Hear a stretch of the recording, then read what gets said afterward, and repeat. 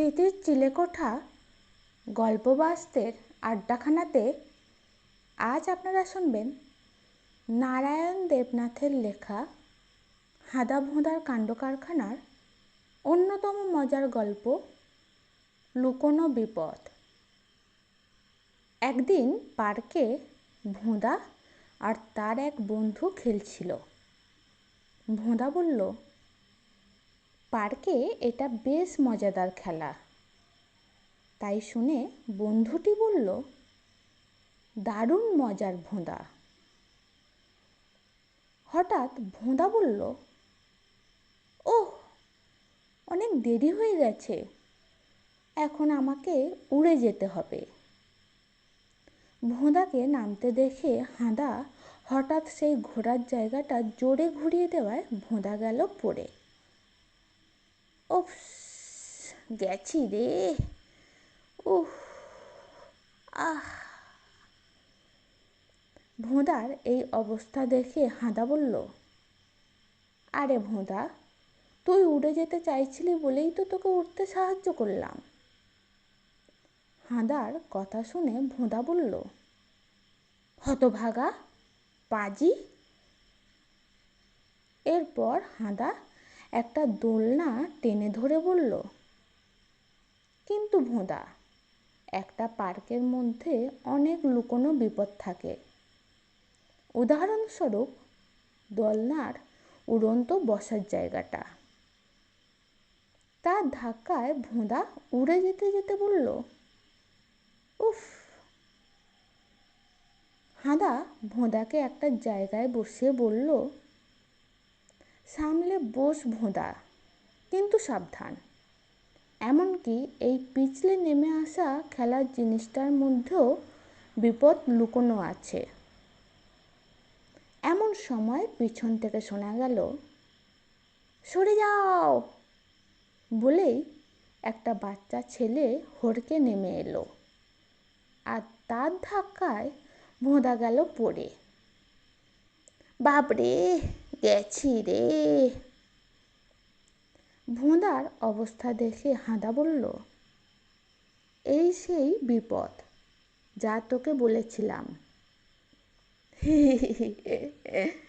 এবার দম নে ভোঁদা। ভোঁদা বলল, এই শিশর মধ্যেও বিপদ কম নেই হাঁদা। ভোঁদার কথা শুনে হাঁদা দৌড়ে এসে বলল, ঠিক বলেছিস ভোঁদা, সেটা আমি তোকে দেখিয়ে দিচ্ছি। হাঁদা লাফিয়ে শিশর উপর উঠে বলল, এই তুই শূন্যে উঠে যাচ্ছিস ভোঁদা। ভোঁদা বলল, না, যাচ্ছি না, আমি এই নোংরা ফেলার জায়গাটাকে আমার পেছনে শিশর সঙ্গে বেঁধে দিয়েছিলাম। হাঁদা সেই নোংরা ফেলার জায়গাটা দেখতে দেখতে বলল, কিন্তু আমি তো এটার মধ্যে কোনো লুকোনো বিপদ দেখতে পাচ্ছি না ভোঁদা। ভাবনার কিছু নেই হাঁদা, খুব শিগগিরই সেটা তুই টের পাবি, ভোঁদা বলল। একজন লোক একটা লাঠি নিয়ে দৌড়ে এসে বলল, আমার সাফ করা পার্কে আবার নোংরা ছিটানো, বলেই হাঁদার পাছায় সপাটে লাঠি দিয়ে মারল। লাঠির ঘায়ে হাঁদা ইয়া বলে চেঁচিয়ে উঠল। লোকটা লাঠি দিয়ে পাছায় মারতে মারতে বলল, কোনো কথা নয়, সাফাই করো, সমস্ত পার্কটা জঞ্জালমুক্ত করে তবেই রেহাই। লাঠির ঘা খেয়ে হাঁদা জঞ্জাল পরিষ্কার করতে করতে বলল,